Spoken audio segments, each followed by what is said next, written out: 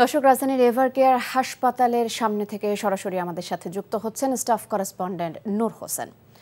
নূর, মির্জা ফখরুল ইসলাম আলমগীর এরই মধ্যে জানিয়েছেন যে তার শারীরিক অবস্থা এমন নেই যে বেগম জিয়ার যে তাকে উন্নত চিকিৎসার জন্য দেশের বাইরে নেওয়া যায়।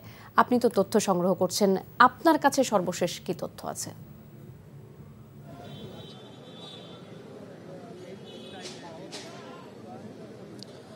তাসরিমা, এখানে কিছুক্ষণ আগে বেগম খালেদা জিয়ার ব্যক্তিগত চিকিৎসক ডাক্তার AJM জাহিদ হোসেন গণমাধ্যম কর্মীদের সঙ্গে কথা বলেছেন। সে সময় আমরা আসলে বেগম খালেদা জিয়ার সার্বিক এবং সবশেষ অবস্থাকে সেটি জানতে চেয়েছিলাম খুব জোরালোভাবেই।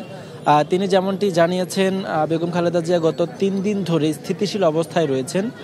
অর্থাৎ এর আগে খুব বেশি সংকটাপন্ন পরিস্থিতি তৈরি হয়েছিল, তার থেকে কিছুটা ভালো, তবে সেটিও একেবারে আশঙ্কামুক্ত সেরকম নয়। তবে স্থিতিশীল অবস্থায় রয়েছে, এটির মানে তিনি যেমনটি বলেছেন যে এখন এই মুহূর্তে বেগম খালেদা জিয়া চিকিৎসকদের যে চিকিৎসা সেটি নিতে পারছেন, তার চিকিৎসা চলছে এবং তিনি নিবিড় পর্যবেক্ষণে রয়েছেন।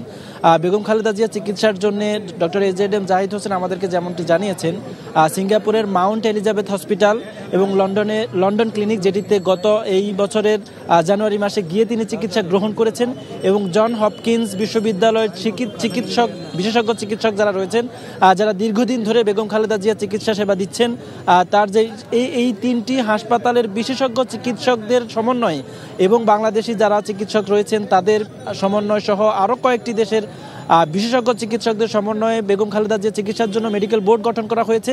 সেই মেডিকেল বোর্ডের অধীনে তিনি তত্ত্বাবধানে রয়েছেন, এবং মেডিকেল বোর্ড থেকে যদি বলা হয় বেগম খালেদা জিয়াকে বিদেশে নিতে হবে উন্নত চিকিৎসার জন্য, এবং যদি বেগম খালেদা জিয়ার শারীরিক যে অবস্থা সেটি বিদেশে নেয়ার মতো পর্যায়ে পৌঁছায়, উন্নতি যদি আরেকটু ঘটে এবং তিনি যদি বিদেশে যেতে পারেন, এবং একই সঙ্গে মেডিকেল বোর্ড যদি সে সিদ্ধান্ত দেয়, সেক্ষেত্রে তাকে দেশের বাইরে নিয়ে যাওয়া হবে এবং বিদেশে উন্নত চিকিৎসার জন্য নিয়ে যাওয়া হবে, চিকিৎসা দেওয়া হবে। এই মুহূর্তে বেগম খালেদা জিয়ার এখানকার যে হাসপাতালটি রয়েছে, হাসপাতালের সামনে বিএনপির যারা কর্মী সমর্থক রয়েছেন, বেগম খালেদা জিয়ার ভক্তরা যারা রয়েছেন এবং অন্যান্য যে রাজনৈতিক দলগুলো রয়েছে তাদের যে নেতা রয়েছেন, তারা সবাই আসছেন, তারা উদ্বেগ প্রকাশ করছেন এবং একই সঙ্গে বেগম খালেদা জিয়ার জন্য তারা দোয়া করছেন।